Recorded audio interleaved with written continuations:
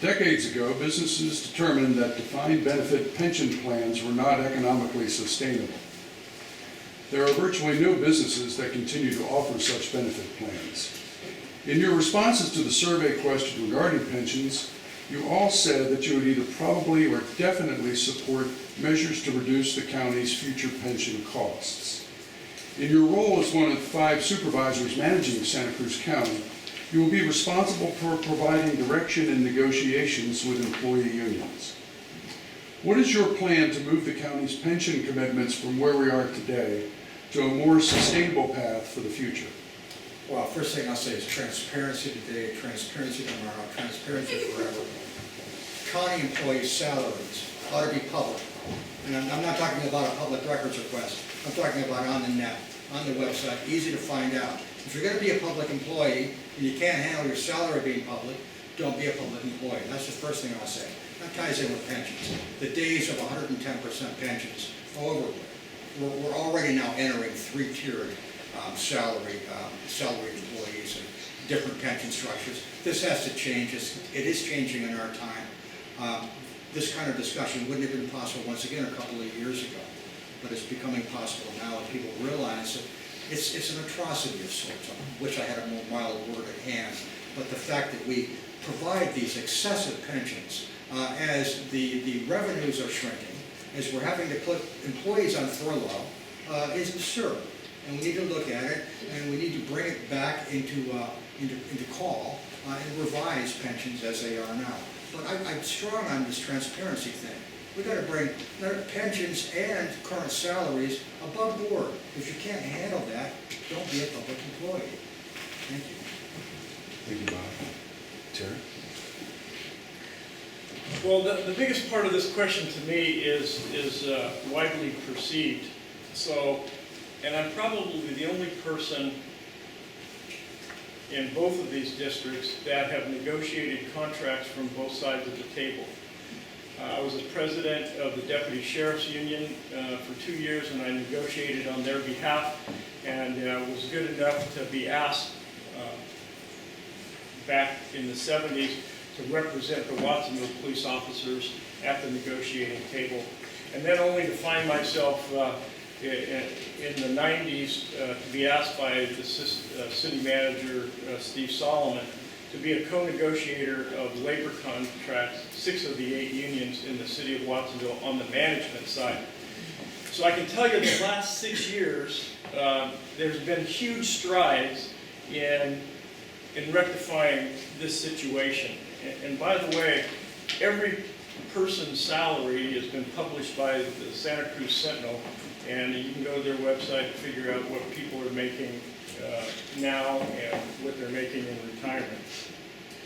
But what I want to say is for 6 years, there has been a negotiation of reducing either wages, hours, and working conditions, or benefits. And they've been doing that through having employees pay more of their pension, reorganizing pensions so that there are now 2 different pension systems for people that are coming into the system. PERS, who lost $200 billion in this mess that started in 2007, has almost recovered, and they have gotten rid of all of their bad policies, or at least most of them.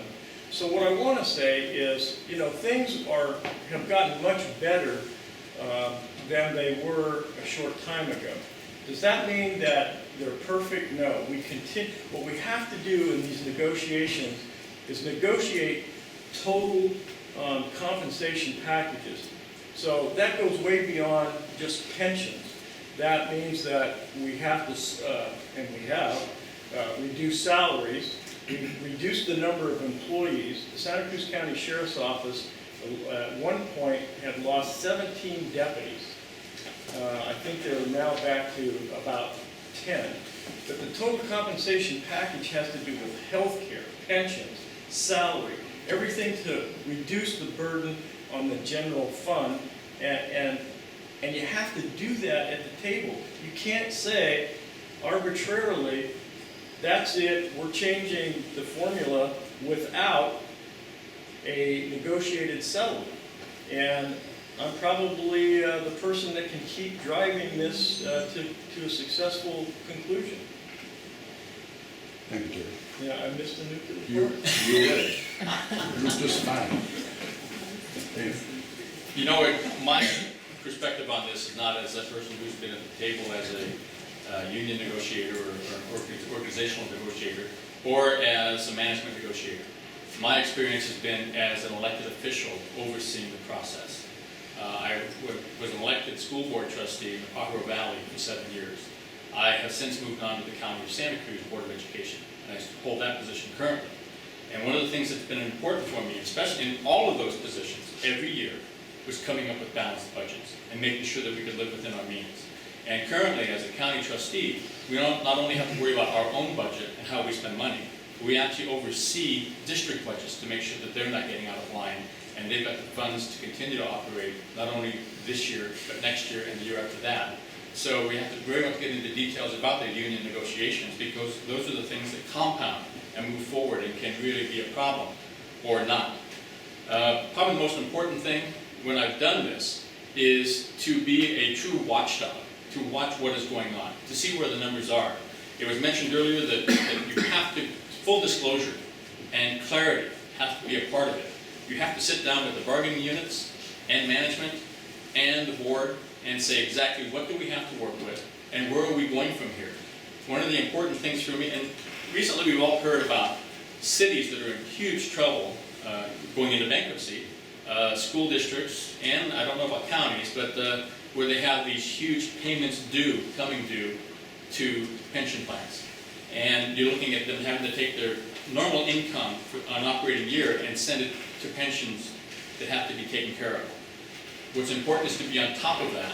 And my experience as a trustee, as an elected official, is that to be at that table when the budget is coming due and saying, have we made sure that the money is going to the right place so that we don't have any problems with pensions in the future. It is actually state law that actuarials must be done on a periodic basis. I have always pushed that I want to see those actuarials, and I want to see our accountants, our auditors address this issue every time it comes up, because we want to make sure that the money is there. When we make contracts with employees, we should hold our contracts. It's a contract, and it's an act of faith, an act of good faith. And if you can't do it, then you shouldn't be in this position. But what's important is that they know what's going on when you're negotiating. You know what's going on.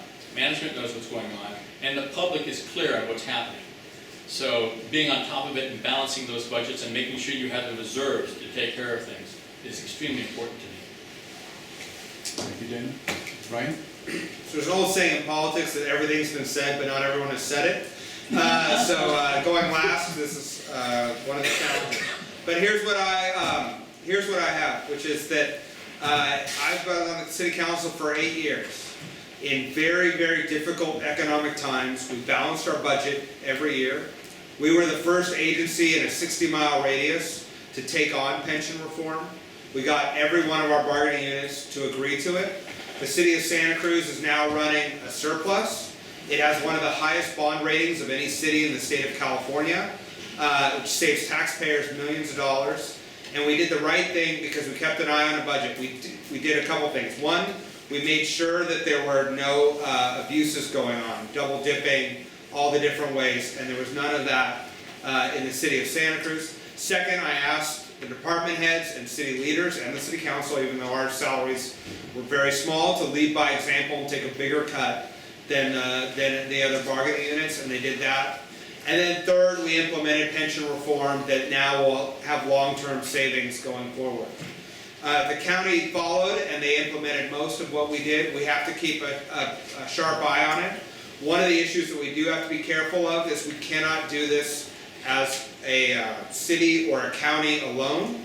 Right now, the county is down 17 sheriffs. The city is down dozens of police officers. It affects our daily health and safety. And so we cannot have it where we are acting alone. We're a small county and we're at the whim of a lot of bigger economic forces.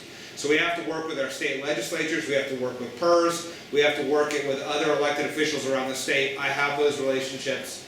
and I have a commitment to being financially responsible with the taxpayers' money.